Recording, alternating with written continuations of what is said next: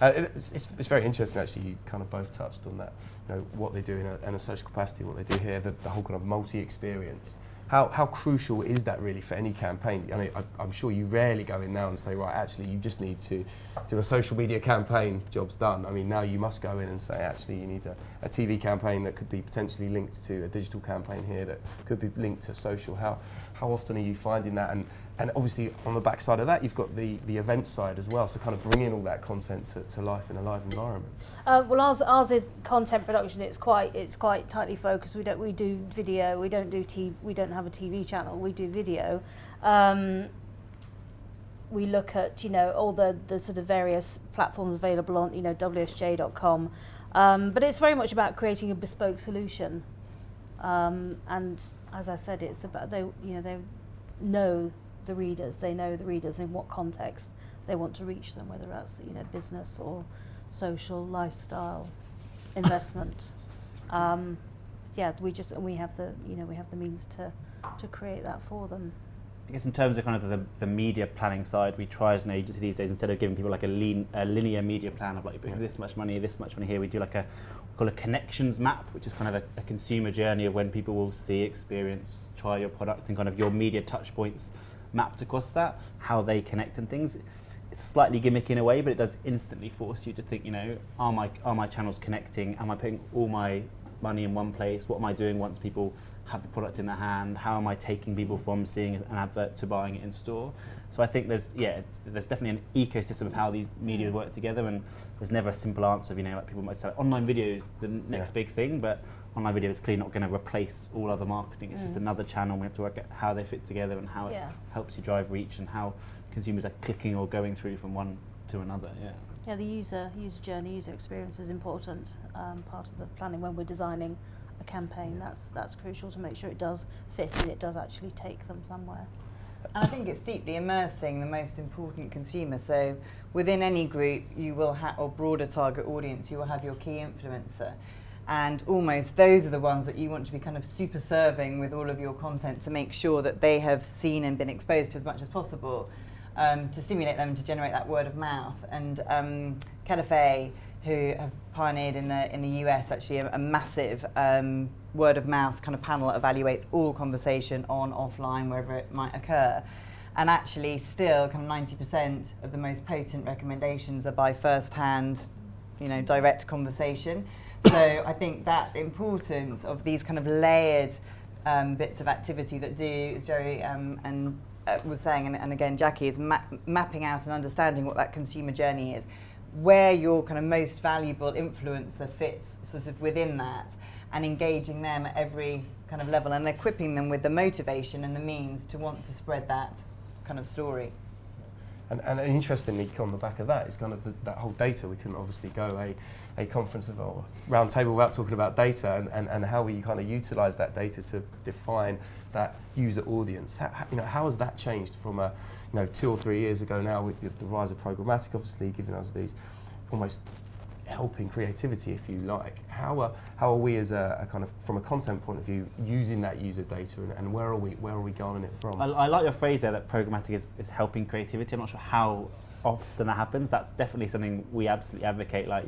Data as a creative muse. You can find a lot of different stuff about different consumers, and you can reach them with different media. So for God's sake, make that media slightly different and personalised.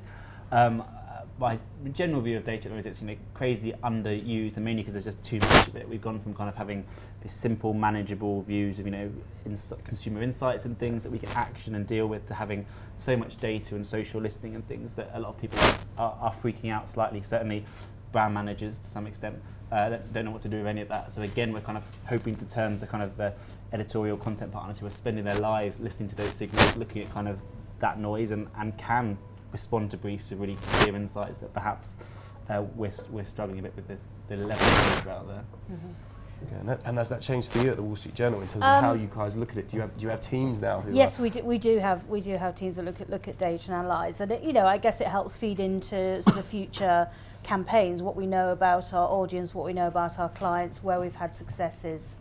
It's all grist to the mill. Yeah. And I suppose, Joey, picking up on a point you mentioned earlier, there's so many questions coming out here, it's kind of you were saying, obviously, you weren't sure about, you hadn't met Jackie's team before. What do we need to do as an industry to ensure that we are all talking in the right forum, that we do know what's happening around all of the media owners, we do know what an agency's doing now, we do know what the brand wants? How do we ensure we kind of fit together properly? Yeah, I mean, within our agency, we have kind of like a circuit of like media owner breakfasts that come in. We've 1 or 2 a week that just come in for half an hour and give like quite a quick, this is what we're doing, this is what we can do, and in a way that feels like quite trivial, but that's really empowering. In a way, something I've learned. So I used to work client side, and I've only joined the media agency about 2 years ago, and in some ways, and not to put down the fine art of media planning, it's slightly frivolous in that, not frivolous maybe, but as a media planner, you're aware of 10 options, and there are a million options for your content partners. And if you've not thought of or heard of that one, it's not in your consideration set. You don't send them a brief. It doesn't end up on a plan. No money goes towards them. So simple things like, having road shows around agencies, or making sure that people know you exist is really transformative, because we are literally, we've got a brief, we've got a client. Who do I send it to? I've never heard of you. I haven't got a contact there. It's not going to be you. Wow. Is that something you found as well, Amice? Yeah, I mean, I think it's a challenge from a media owner perspective of getting to all of the right people all of the time. Yeah, don't say it's easy. And yeah, there are definitely ways of kind of doing that. And I think actually forums sort of like this, like the Festival of Media, like Adweek, I think they really help because they provide quite big platforms for everyone to kind of get to lots of people all in one time. But the interesting thing is, and actually I've worked with 2 or 3 media brands because they often don't practice what they preach. So as I'm sitting there talking them through what the approach should be to a particular brief, and then they go, yeah, we don't do any of that. So so there is a little bit perhaps of the introspection, I think, needed going, what's your own content strategy?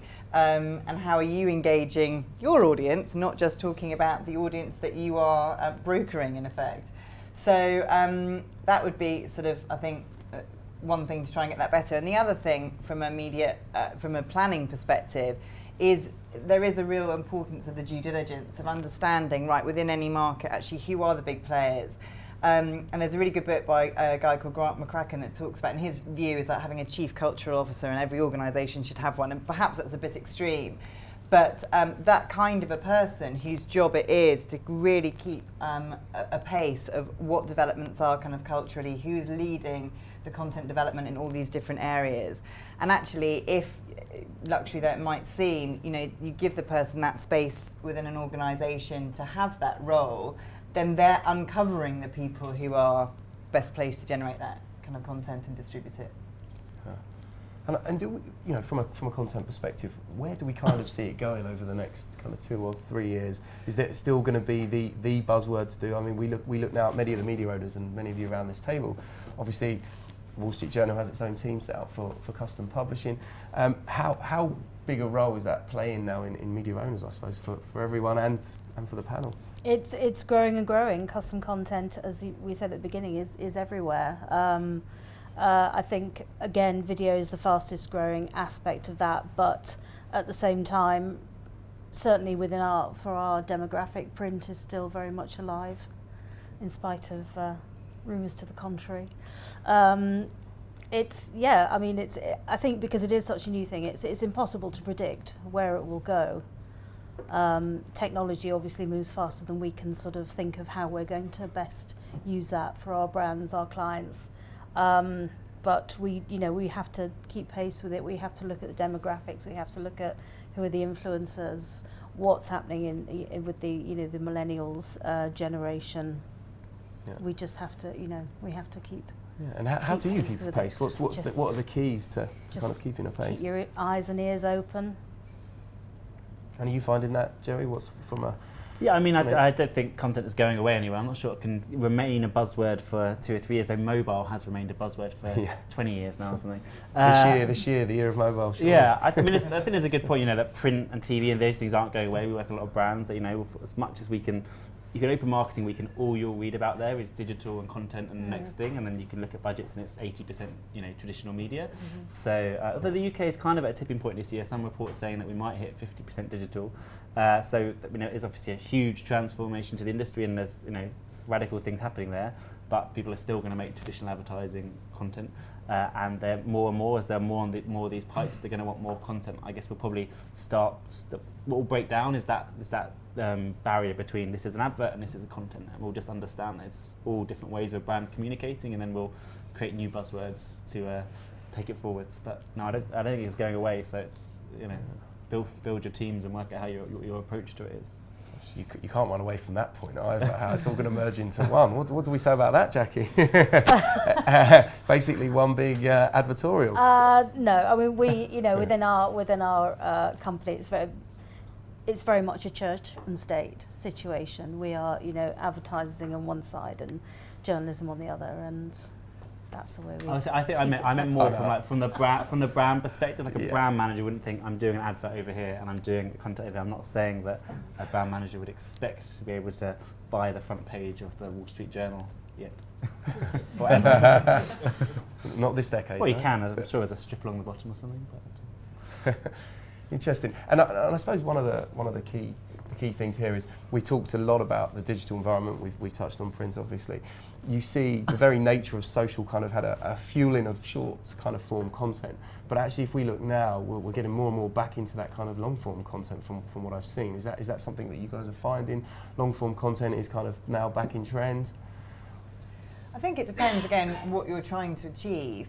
And certainly if it is a bit of a kind of brand repositioning or anything that requires a bit more of a kind of a backstory, then longer form storytelling told well through the right eyes is the most compelling and emotive way to get people to really change opinion. So I think again it goes back to almost the ambition and the scale of that, because to create something that's really compelling and is longer form is expensive. And also you need to think of the distribution platforms around that and the context in which you're exposing it to people. So actually, have they got the capacity and the kind of bandwidth to want to consume that then?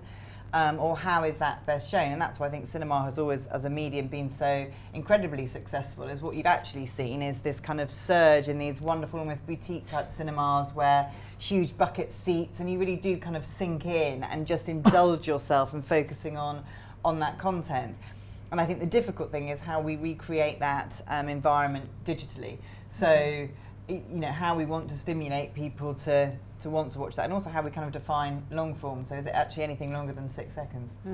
And it is very much about environment. You have to think about, if you're creating long form content, then perhaps not best to create it for mobile, because that's, it's not a comfortable position to be consuming, say a 2,000 word essay or a 5-minute video. You do have to think, again, it comes back to context and it comes back to environment. Think about if it's long form, how the comfort factor is key.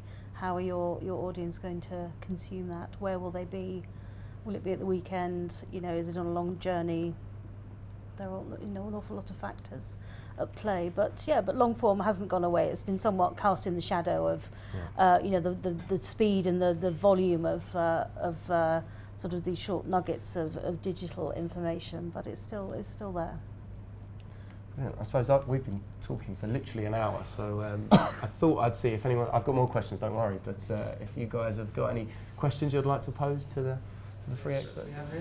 I just wondered, with the fragmentation that we're seeing and the rise of new technologies, how much of a threat do you see to traditional media owners? A recent example that I had was, I don't know if anyone's heard of Dub Smash, but I was working with a client of ours, HP, who are sponsoring Meghan Trainor's World Tour, and we were looking at options of how to amplify this with media owners, and a few different media owners on the table. But when I spoke to Dub Smash, who I think in 6 months have got 10 million users, they were like, "Oh, that's fantastic, we'd love to do something with you, and we'll do it for free."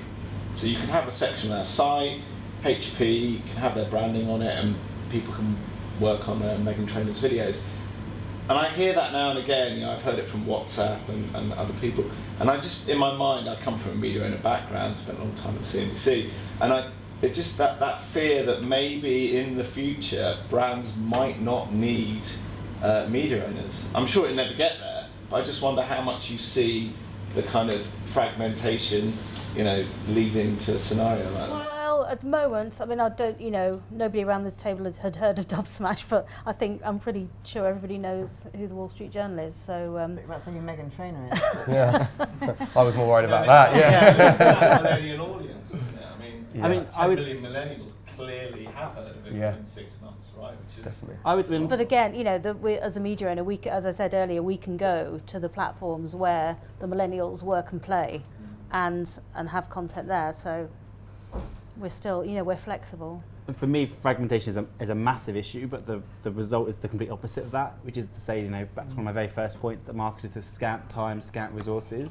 They will do things like that and play things like that and chase projects like that as like a really fun, exciting side project. But where are they writing their checks? Somewhere where they get really big scale. So it's, you know, at the moment it's platforms like Facebook and YouTube that are soaking up the ad dollars. They're not going into like, you know, being spread around. But people are doing little things with a lot of those small partners, but no marketer can get their head around having a campaign run on 100 different channels.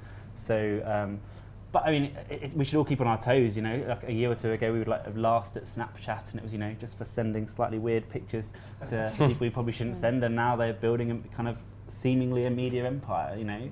No one can be complacent, no one can rest on their laurels, but I think at the moment it's more like you buy more like Google would buy Dubsmash or whatever, and they would become part of their empire rather than everything becoming free and no one spending any more money. Yeah, and I would say my job is to work with media, so I very much, you know, I work at Edelman, and you know, there's a constant battle between owned, earned, and paid, and I'm building the paid business. So my job is to constantly say to brands that actually you need the audience of a media owner, you need their expertise in production. So that is my mantra. Of course, I'm constantly coming up with guys in the PR teams that are saying, well, actually, why can't we just create our own channel and create our own content and do it ourselves? Why do we need to pay? And that's the battle that I constantly... But then last year, but HP came to us for a content solution to talk about digital security. So, you know, we created a series of video for them. So and it goes back to the pick and mix, thinking about what you're doing tactically. Yes, who you targeting, and go to the right media owner. And a brilliant example, actually, I think, is Intel and what they've done via Vice for the Creators Project. And again, looking back at kind of bravery and an unexpected partnership, but you might have thought kind of Intel, very kind of conservative and pretty conventional, Vice kind of at the pushing edge, really, of kind of content creation. But the client clearly appreciated that what Vice had that they didn't was that knowledge and understanding of that millennials audience, and actually it might push them a little bit out of their comfort zone, but they, you know, did co-create something, and then they've got their separate IQ platform that allows them to dial up the kind of pure techie kind of stories within that. So it's acknowledging where those media brands have real strength that you don't. And ultimate credibility, which a brand like Vice does. But it's also looking at what you expect them to do. So if you're expecting them to produce content versus a lot of the platforms that we were just discussing in new technology are actually just kind of distribution. They don't have any editorial, they're a way of getting things. So either you as the user are generating that editorial and you're just sharing whatever that content is, but nobody else is applying that filter. And actually, I think from a brand point of view, that does make you quite nervous, because what is the integrity kind of around that? What are the parameters within which your content might be being seen or shared? So I think that the editorial lens and filtering is extremely important. And also a lot of kind of new technologies, and Snapchat would be an interesting example, but you know, and Jerry will really know this, but lots of those, even a Facebook, until relatively recently, hadn't got their commercial kind of setup worked out. They didn't really know how to monetize what they've got. And a lot of them, you know, are in very early formative stages, because a lot of the companies, when they've developed, are off the back of people who are incredibly technologically able, but they don't have marketing skills, they don't think commercially. So those are sort of add-ons. So the whole kind of like, yeah, have it for free, see how it goes, I think will be stamped out really quickly when they suddenly go, we need to start making a bit more money out of this. For them as well. Interesting point around crowdsourcing though and the Creators Project, because that does seem something that really works with millennials. I'd like to know your view on that as well. Well, so I would call them, and actually some research that we did when I was at my last agency around what we would then call the kind of paparazzi generation. So they, really like to feel they are part of what is being created, and I think that why that as a platform has been so successful is literally it has given them a place and a space to, in an accredited way, share what they're doing. So that's, I think, a real hook to engaging that audience, is inviting them in and giving them a way to kind of go, here's what we're about, here's what we're doing, here's what we're defining, and they're very entrepreneurial as a generation as well, and therefore the more platforms that you are giving them to kind of share their own kind of strengths and the own content that they're creating, or help them to improve that, I think is. I think it's not exclusive to millennials. I think No. we obviously we have the platforms to do that now, but ask today's sort of 40, 50, 60-year-olds if that had been available to them. I mean, everyone likes to see themselves, their own life, their own achievements reflected in what they're reading, in what they're watching. I think because the generation that has grown up as digital natives have that, but I think it extends beyond that. So we shouldn't focus purely on millennials when we're thinking about that sort of interactivity and seeing themselves as being part of the brand's story. They're just so much better at it. Well, I was going to say, so the Intel project is a rare example of really well done crowdsourcing, and I think in a way it's a slightly risky territory because they did it really well by adding a lot of value to people, by finding people, making their creative, innovative dreams come true, by ultimately working with very specific chosen people from all the crowdsourcing. Whereas there are kind of a lot of brands that their approach to crowdsourcing will be like throw open the doors and all of our millions of adoring fans are going to do something for you. And I think there's a slight misconception that people have time in their lives to create videos and content and things for most brands, unless maybe you're Red Bull or something, and even then. So I think there's a watch out there. And to your previous point about kind of the paid owned earned thing, I think there's quite a risk actually, and one of the reasons that to some extent branded content stalls slightly is when the paid bit gets dialed down. And disclaimer, I think there's amazing stuff in owned and earned and PR, and the fact this stuff can go crazy and viral, but a lot of brand managers will put this huge amount of effort into a branded content project, put a relatively small amount of money behind it, and then bemoan the fact that it didn't do very well and not many people saw it. Why did I bother? And they'll look at something like Dove's sketches, getting tens of millions of views around YouTube, and be like, what did they do better with their content than I did? And perhaps they did do better with their content, but they also wrote a check for $5 million+ to Google. So I think there's a risk that if we play down the kind of the paid part of media, even when earned, and on really great campaigns you pay this much and you earn this much because it goes crazy, but if you don't pay this much, no one sees it, doesn't go anywhere. Interesting. And actually that's from building on that, again, that's what GE have kind of done, is that they've got really smart kind of analytics in place so that when all of their content is released, they really quickly see which is gaining the most organic traction, and then they put paid support around that, so it gets that kind of snowball effect. Mm-hmm. So whereas it feels to us like it's just organically taken off, there are other forces at play as well as at play. I think especially if it's the nature, if it uses user-generated content and it looks slightly hokey and amateurish. For example, what did I see on TV last? The Vanished Tip Exchange, which sounds, really sort of a bit naff and a bit sort of down market. My 4-year-old daughter thinks it's brilliant. And but obviously they're paying for prime TV spots, the website, everything. It's it's very much paid media, even though it's made to look like it's just people love this so much that they just can't wait to get online and talk about it. A question I have related to that is do you have any data that tracks the sort of syndication and endorsement of pure editorial versus the sort of paid content you put forward? Because obviously one of the great things that you want to have happen with paid content is obviously the audience actually syndicates that through their LinkedIn, through their Twitter, through their Facebook, or whatever else. And I was just wondering if there's any data which shows the correlation between paid and traditional editorial. I don't have that as a content editor, but you can certainly talk to our marketing team and get that information from them. I'm sure it's an interesting point. I don't know if I have a different, when we've worked with different media owners, they often do have examples of that, and obviously we would track it during a campaign. You know, we paid for this much and actually we got this many views, and start trying to model that. I think different media owners will, like BuzzFeed is particularly crazy for like claiming they can, you know, blow the socks off of that, and we've run a few things that perhaps haven't yet. So it's a tricky thing to predict how much earned media you'll get, but if marketers are partnering with you guys because they think they're going to get earned media, we have to work out a way of quantifying that. And it's also how brands do that. So what American Express have done with Light Link Love, I think is what they've kind of called it, but whereby for their customers, if you give them access to more of your kind of social feed, but they then send you kind of tailored offers. So they were able to identify then who was going to South by Southwest. They then sent them loads of messages kind of on the way, and then those who had kind of shared and tweeted and distributed that content and messages then got to go to an exclusive Jay-Z concert at the end.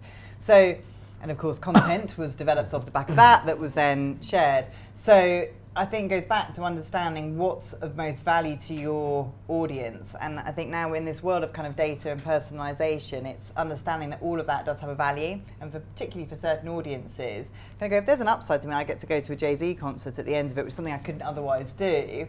I kind of don't mind that I've given away some of my data on the way. And actually my friends don't mind because they had the opportunity to come to the concert with me. So as long as there is an understanding that it is a value exchange and that you're exchanging something that has got enough value, you can definitely sort of stimulate that naturally by just understanding what those rewards are going to be most motivating. I think that's a really interesting point, because the reward thing is something that often people don't talk about. I've been in many meetings whereby, and everyone's going to watch this content and they're going to sit through this video and they're going to go to our website. Why? Yeah. And it's that there's got to be something for the individual at the end of it, and it's a really interesting point. You always have to talk to the individual rather than sort of standing up as though you're declaiming. Another question. So, I mean, paid for content gets hard rap from the fiercest defenders of independent journalism, but on that point, what do you think some of the positive qualities of brand journalism are, generally speaking, versus independent? I'm not the best person to ask, but I think there's an interesting one with the Bond example, that sometimes brand journalism can allow stories to be told that wouldn't be under the kind of the normal editorial schedule of, we've got to do this, do that, do this. We haven't got time to go and explore cocoa farming in Nicaragua, but now we can. And sometimes I think there's an unlock there, which is added value. Yeah, I think that's the key, isn't it? It's the added value piece from my point of view, I think. And going back to the reward, I think if a brand is able to facilitate that, that's a really brilliant initiative actually that EE did when it was Orange, called Rockcore, whereby they partnered with, it was all about giving. So the insight was that young people love going to live music but don't actually have enough money to go to get the tickets.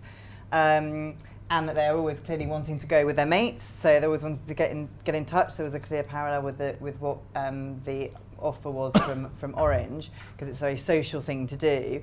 And on the flip side of that, and also there's a real kind of sense of new philanthropy amongst younger people, so wanting to feel like they were doing good.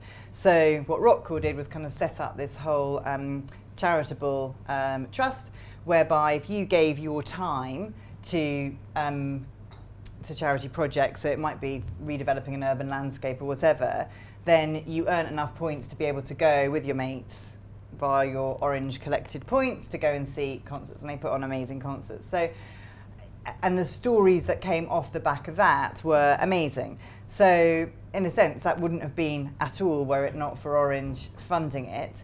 So they were, I think it's identifying what your role for the brand is. So they were the enabler and the facilitator of that. So that was a mutual benefit to everybody, because otherwise it wouldn't have happened. And that's where I think things have evolved, perhaps, from where it used to be kind of sponsorship, whereby, and this is actually goes back to the whole record label thing, for wanting to fund their music videos. It would be like, right, we need to fund Cheryl Cole's new music video. So how about Samsung, you get your phone, she could hold it for a second and then you pay for the video. And it's kind of like, well, hold on a minute, that doesn't really benefit anyone. So it's moving away from the kind of badged sponsorship or very crude product placement, I think, into kind of a more integrated type of partnership where there is a real asset swap, so that there is a, you know, benefits to not only the two parties, the brand and any sort of media owner who's helping to create and distribute that content, but the audience. I'll just add to that, Forbes, the company that I work for, has really championed brand journalism.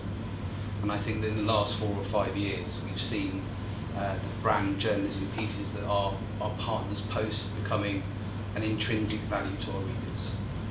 And as long as content is labelled carefully and people understand what that content is, consumers are used to brand communication through social, and now we've seen traffic explode. And in terms of brand journalism being published onto our site, it's an absolutely vital, rich part of the user experience, and it's incredibly powerful. And we see no sort of church and state issues in how we do it. So a lot of our journalism is B2B, written by B2B marketers or people who work for businesses, and I guess they have insights about the way businesses function that independent journalists don't. For somebody who's interested in reading about the way businesses function, that's absolutely. And then again, the key to success is giving brands the tools, the data analytics to study how their journalism is working. Yeah. So behind their ability to publish is also data analytics that gives them real-time information, showing them, is their traffic being generated by search, is it going to a trend, etc., etc. So that's another key thing that lies behind the success of native brand journalism. I think actually, because I do a lot of desktop research, so I can second that, because quite often I will go, I was just trying to find out about and something will come up that, and in my view, as long as it goes back to the kind of thought leadership bit, I've learnt something I wouldn't otherwise have known. I don't care that a brand rather than an independent journalist kind of wrote that. It was a person who knew that subject matter really well. So actually it just goes back to the premise of being kind of simple, clear, useful. Yeah, exactly, and audience-centric. And our experience is that sort of new publishers will probably cross that line once, they'll get a few hundred views, they realise the spirit of what thought leadership is about, and then they're back up to tens, hundreds of thousands of views. And I think brands are smart enough to understand the spirit of what brand journalism is, and also that users and readers aren't stupid. Yes. Yeah. And they ultimately are the editors. They're the people that make or break the success of the content. And we very much believe it's in their hands.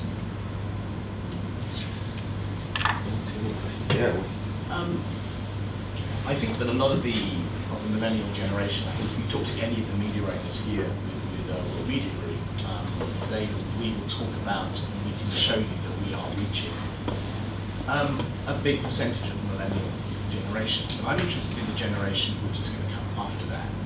And what do you think we have to do as brands to actually start bringing those people in and recognising that the importance of premium quality journalism and the trust that these brands at the moment engender? So, what have we got to do to communicate to those people, and what kind of products have we got to start producing? I think it's a challenge, because if they don't feel that the brands are relevant to them, it's quite easy to ignore. So it goes back to then kind of going, well, actually, if we need to make sure that they are relevant, how do we do that? So it's understanding that audience, their motivations, and kind of where they're at in their life cycle. So again, in their sort of customer journey, where are the touch points which you can overlay, whereby your product becomes relevant to them and driving that relevancy. So increasingly for those sort of younger audiences, it is digitisation, it is being on the cusp of something new, it's giving them a sense also to be masters of their own destiny, so to co-create and to shape things sort of with you.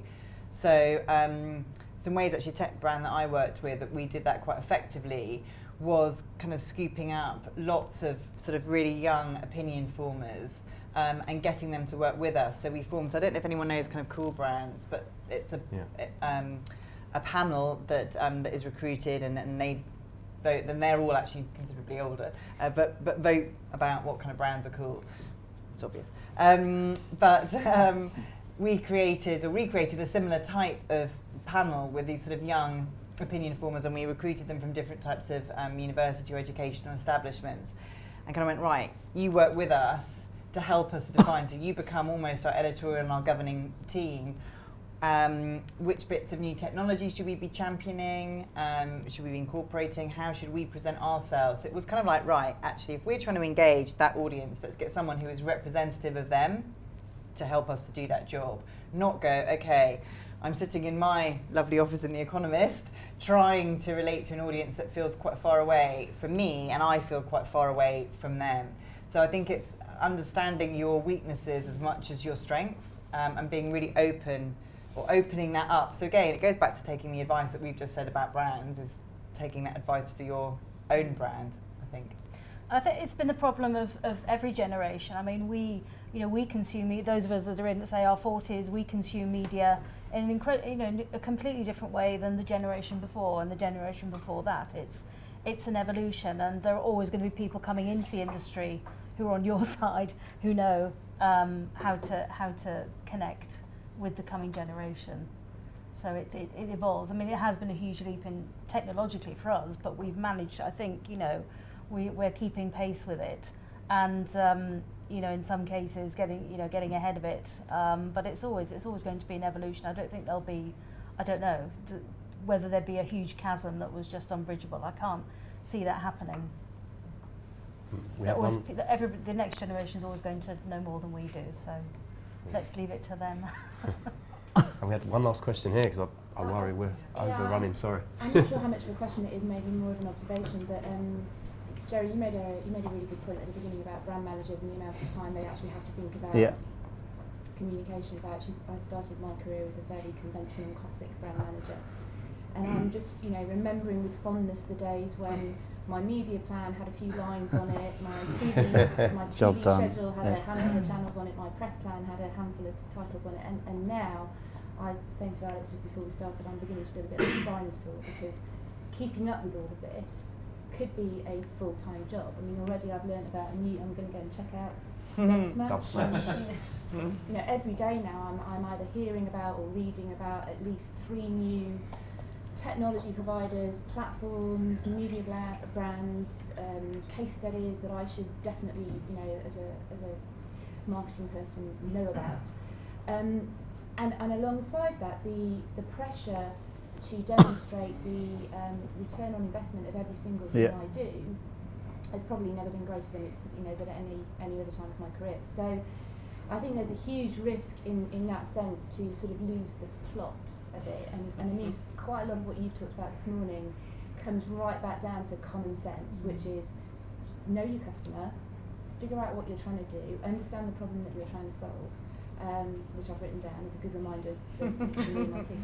What top tips would you give clients like myself in terms of just how to kind of not try and stay ahead of all of this, because I don't think it's physically or mentally possible, but just kind of keep a sense of what's going on in a way that doesn't cause those sort of knee-jerk, let's go and do a viral video because everybody else is doing it sort of reaction. Yeah, I know it's a very well articulated struggle I think a lot of people have, and I think that it's healthy to stay tuned to those marketing conversations and, I don't know, go to Marketing Week or Mashable or a website that keeps you informed, but it's unhealthy when you start, as you say, stressing and going crazy about that, and that is going to be a challenge that firms tackle in different ways, sometimes by, I guess, having digital experts in-house or through agencies and things.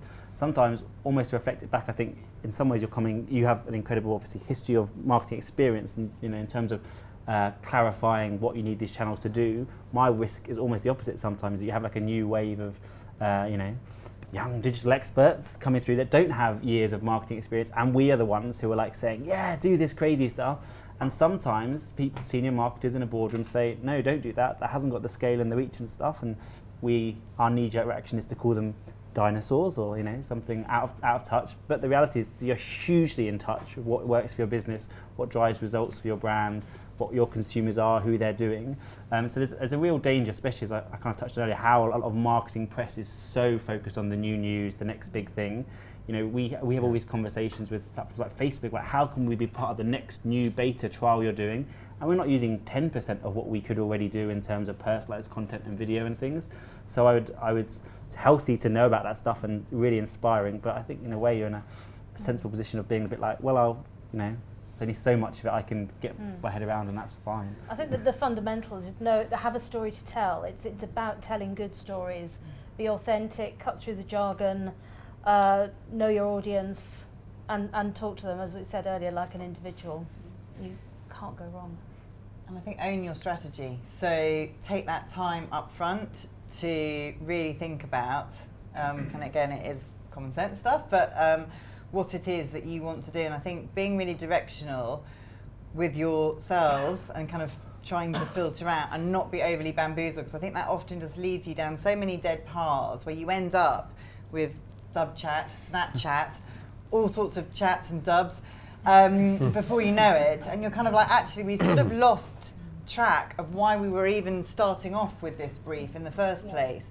And ideally that's where either within your team or if you are engaging an agency or a mediator to help with that, it's being really directional. This is what we want, really what we want to see and what it needs to achieve. These are the KPIs that we want to address and we want to be successful within. And the more you set those boundaries, I think at the outset, the more you kind of just stop the over-enthusiasticness of, oh, what about this, what about that, what about this? It's like, if it kind of works against these filters that we've put in place, great. And the other thing that I think has always worked really well, clients that I've worked with, is setting aside a dedicated innovation pot.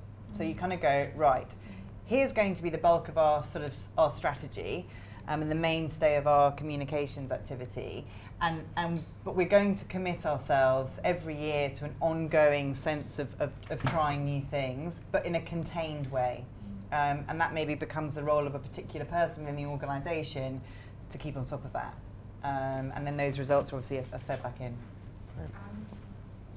Sorry, I made us run over. I apologise for that. I hope this morning has been interesting for you. I'd like to thank Jeremy, Amice, Jackie and Jerry for helping lead this conversation. And I'd like to thank The Economist for their fabulous location. Some of the content from today will be appearing on the M&M website. But what I'll do is as soon as it's live, I'll drop you all an email just to let you know that it's there as a reminder of what's been discussed today. And I'd just like to thank you very much for your time and hope to see you all again soon. Thank you.